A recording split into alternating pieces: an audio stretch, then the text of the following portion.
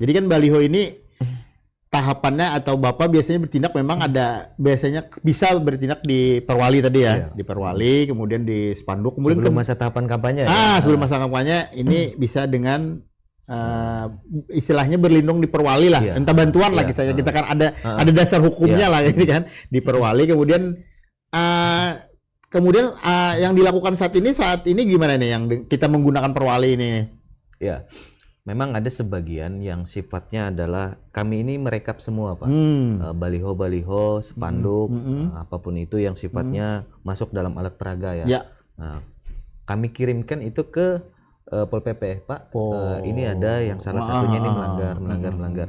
Cuman memang masalahnya adalah ketika yang terpasang itu di reklame itu memang menjadi salah satu kesulitan dari Pol PP juga ya, karena kan mereka berbayar.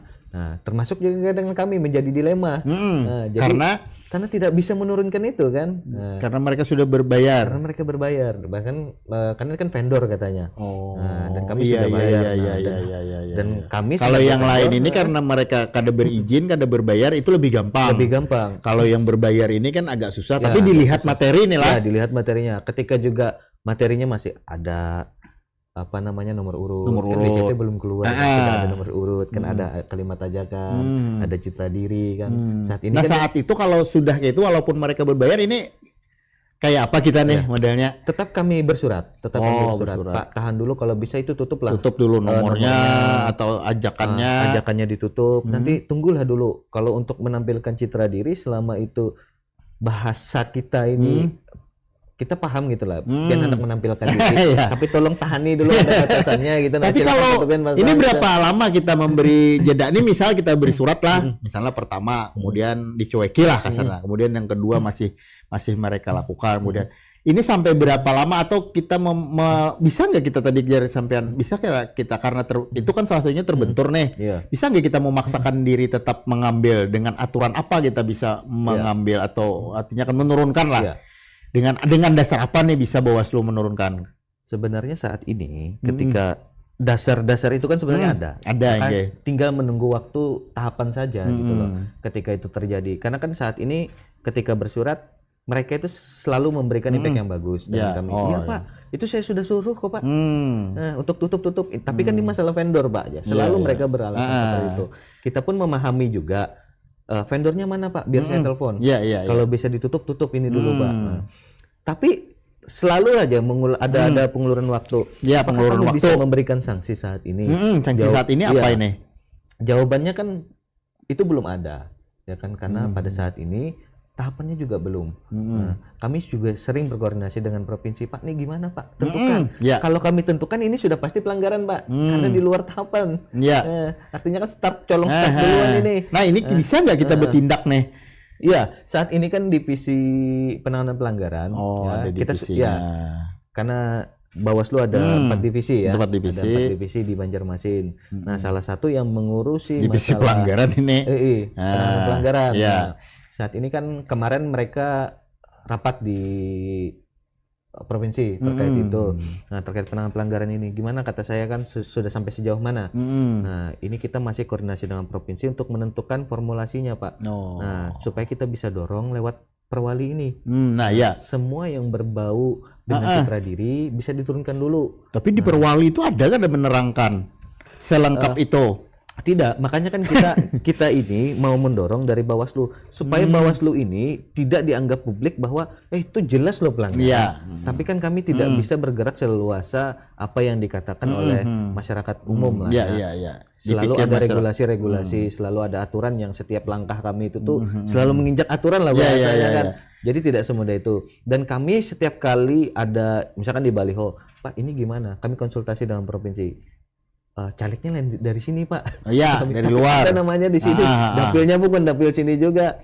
Nanti dari provinsi kita besok rapat kita tentukan. Kalau pelanggaran sudah pasti Pak. Pak, kalau ini misalnya, ini kita berandai-andai lah misalkan sampai pelanggaran itu bisa nggak seorang artinya Bawaslu sampai kasarnya bisa nggak istilahnya sanksi yang berat? Istilahnya mereka bisa dicabut gak keanggotaan mereka nih misalnya kan karena ini sudah kada bisa ditoleran atau disidang atau bagaimana lah kasarnya kan. Wah ini Bapak yang ini artinya sudah melanggar pelanggaran berat. Nah, ini keanggotaan Bapak nanti nama Bapak lah kasarnya atau bagaimana tidak muncul atau dicoret di daftar caleg atau bagaimana, bisa nggak seperti itu Bawaslu sampai sejauh itu? Walaupun jarang kita dengar hal seperti ini terjadi gitu lah. Jawabannya pasti tidak ya, karena ada aturan yang tetap yang saya garis bawahi untuk baliho, anggaplah baliho kan, baliho pasang nih. Iya. Kemudian sudah jelas-jelas melanggar ya, sudah turun madahi, kemudian didatangi dan dipanggil dan lain sebagainya, tapi tetap bisa nggak ini disebut misalnya termasuk pelanggaran berat, akhirnya mereka, Bapak ini kami keputusan sidang atau bagaimana dicoret menjadi keanggotaan caleg, Pak. Ya, di misal di PKPU dan Perbawaslu itu tidak ada. Tidak ada. Nah, kecuali mereka melakukan tindak pidana. Jadi mereka kalau dikatakan misalnya pelanggaran berat mungkin pidana. Misalnya nih mereka melakukan tersangka pembunuhan, kemudian dipenjara. Nah, misalnya di penjara, kemudian berarti nama mereka nanti muncul atau bagaimana? Tetap muncul, makanya itu dari Bawaslu langsung mengklarifikasi bahwa terkait putusannya berapa tahun nanti. Nah, karena kan si caleg kan terbukti terlibat pidana gitu loh. Misalnya dia nih jadi, ini kan misalnya dia membunuh lah, misalnya, kemudian dipenjara. Nanti kan bulan Februari mereka caleg nih. Iya. Ini kan, tapi memang ini belum dicetak kan? Ya, belum dicetak. Itu akan muncul namanya atau nanti akan hilang? Muncul namanya. Namanya. Karena kan tidak dari sistem Bawaslu. Bawaslu merekomendasikan dengan KPU. Nah, karena nih orang, karena kasusnya kan sebelum dia mendaftar kan. Nah, pada saat perjalanan ini aja kan, taruhlah DCT sudah keluar. Ya, DCT sudah keluar nih. DCT sudah keluar, tahapan masa kampanye sudah nih kan, sistem sudah berjalan. Begitu mau lalu dia kan tidak bisa kan dianu kan istilahnya. Itu kalaupun namanya misalnya keluar, Bawaslu atau KPU bisa nggak ini bahwa ini Pak tidak dicoret atau bagaimana, dikeluarkan atau kayak apa gitu loh, kadang-kadang bisa lah. Itu sistem ya Pak, sistem ya. Oh ya, sistem. Jadi makanya kami cuma merekomendasikan pada saat itu. Beda cerita nanti ketika dia terpilih, maka akan ada mekanisme lagi. Iya, betul. Ya. Misalkan yang dia tidak dilantik. Pak, kembali ke baliho ini agak menarik lagi kita ini, masih seputar baliho. Ini kan misalnya baliho ini dikhawatirkan, ini kita menegur kan, sudah istilahnya sudah habis upaya nih kita menegur. Tapi kan karena sanksinya tidak ada pencopotan dia, istilahnya mereka mungkin aku kan kada dicopot juga nih keanggotaan aku dengan memasang baliho bertahun-tahun kasarnya. Ini istilahnya kada menjadi sesuatu yang buruk lah ke depan gitu lah. Maksudnya apakah akan diikuti orang-orang yang lain, atau kalau mereka yang lain menutup tidak melakukannya kan bisa bikin malu dia. Tapi kalau misalnya malah dijadikan yang lain pilot project, ini istilahnya ini bahaya kan? Istilahnya ini bagaimana ini kita di Bawaslu sendiri ini? Hanya kan kemarin kegiatan waktu PKS, KPU dan Polres ya. Nah, itu kan ada yang bertanya, Pak, itu baliho itu gimana? Nah, ini baliho terus nih kok kan kayak ada ramai. Makanya kami lebih sering berkomunikasi dengan kawan-kawan partai politik, ya kan, LO mungkin pada saat di situ, karena kami punya grupnya. Nah, untuk kami memberikan misalkan info-info terkait update terkini lah dengan bagian partai politik. Jadi ketika ngomong, Pak, itu baliho di situ. Ini kan orang partai Wian. Betul. Wian Madai. Belum sudah mensuratun, sudah sudah beres, sudah habis-habisan. Artinya bukan hanya upaya Bawaslu sebelum masa kampanye, tapi rekan-rekan dari partai politik pun juga harus bisa memberikan pendidikan politik yang baik dengan rekan-rekan. Artinya ini citra pertama adalah citra partai kan, partai mereka. Oh, ini partai ini kada tahu ini gitu loh. Yang kedua adalah ini nanti ketika kami mengatakan ini pelanggaran, ini persepsi publik terhadap si calon. Anjir, kami nanti rusak. Ini tahanlah diri dulu kata kami. Kayak apa belum jadi ya melanggar aturan, kayak apa sudah jadi gitu kan. Prinsipnya kayak itulah kasarnya mungkin. Masalah ini kan juga dipermasalahkan oleh masyarakat kan. Bahkan di internal partai pun jadi masalah. Karena kan yang pasti yang berduit lah yang bisa masang itu. Kenapa kami kada gitu kan. Asas keadilan kan tidak hadir. Memang secara moral mereka memang kadang-kadang bisa tertekan kan. Tapi kalau mereka kada peduli kan ini bisa berbahaya gitu lah. Ini yang pentingnya pendidikan politik. Pentingnya pendidikan politik ini sebenarnya kan. Artinya kalau yang gana-gana mereka maka berizin kan. Kami kayak apa gitu kan. Ini kan pemerataan juga gitu kan istilahnya. Nah, ini kalau untuk baliho ini balihonya agak rame nih kan, misalnya baliho ini sendiri. Kemudian nanti kan ada masa kampanye kan, nanti ada masa kampanye. Nah, itu mungkin kan agak bebas kan istilahnya.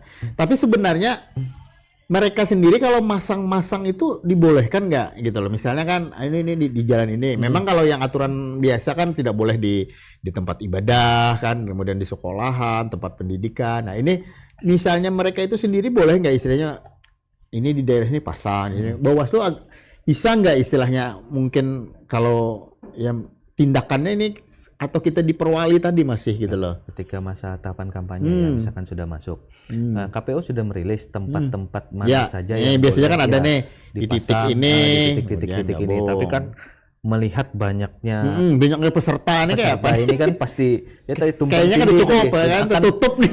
Rawan sengketa lah. Rawan sengketa tempat pemasangan. Nah, kita cuma bisa menyampaikan dengan KPU bahwa titik-titik ini apakah mampu menampung semua banyak banget spanduk kan. Tapi kan itu yang terfasilitasi oleh KPU kan. Iya, yang terfasilitasi. Kalau mereka punya dana sendiri, dan itu orang beda kan. Dan itu kan ada batasannya juga kan. Nah, makanya saya bilang apakah ini mampu terfasilitasi. Lalu juga ada tempat-tempat yang diizinkan oleh KPU. Misalkan kayak untuk rapat terbuka, pertemuan terbuka atau pertemuan terbatas, apakah representatif tempat ini? Misalkan betul. Dalam satu hari misalkan ada 2 orang nih, gimana nih? Apakah representatif? Nah, saya bilang mohon nanti bisa dikaji bersama dengan wali kota terkait tempat ini. Iya betul. Karena kan ini jadi ruang publik juga kan. ruang publik, misalnya ruang terbuka. Ini kan mereka kampanye di sini, jam segini diatur jamnya atau kayak apa ini. Biasanya kalau kampanye mereka pasti bersurat.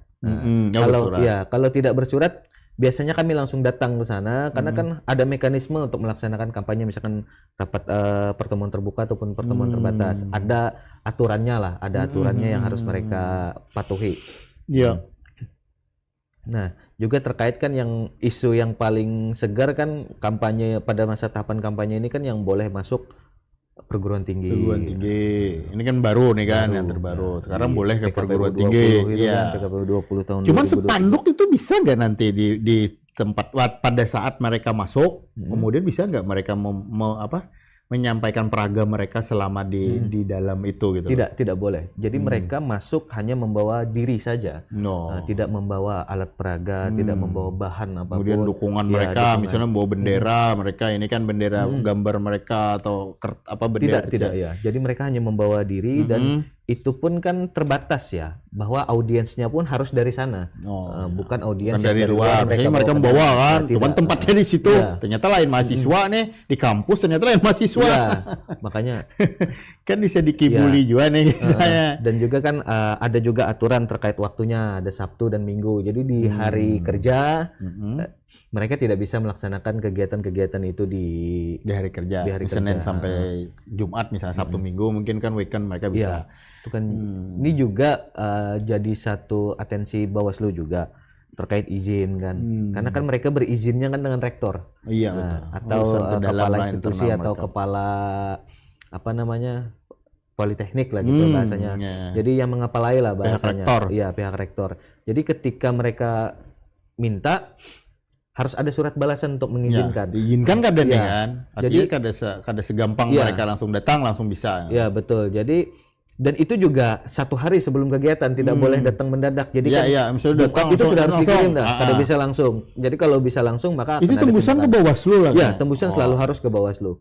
Nah, juga kan ada juga kemarin dibahas oleh KPU dan kami juga bertanya, kalau 1 diizinkan, kan kami baca di PKPU 20 tahun 2023-nya kan sisipan pasal 7273, 72A kan, 73A juga. Belajar lagi nih. Iya makanya terbaru. Kalaunya 1 caleg diizinkan, maka bolehlah caleg yang lain tidak diizinkan. Oh tidak ya, oh jelas. Artinya kami memahami itu saja dan itu juga perlu bahasanya kami menegaskan kan dengan pihak lembaga pendidikan. Kalau memang 1 diizinkan maka yang lain boleh karena sifatnya adalah keadilan lah. Kalau 1 tidak diizinkan maka yang lain jangan. Maka itu kalau itu diizinkan 1 dan ini tidak, maka potensi konflik dan kerawanan terjadi nanti di tempat pendidikan. Harus 1 diizinkan, harus semuanya diizinkan.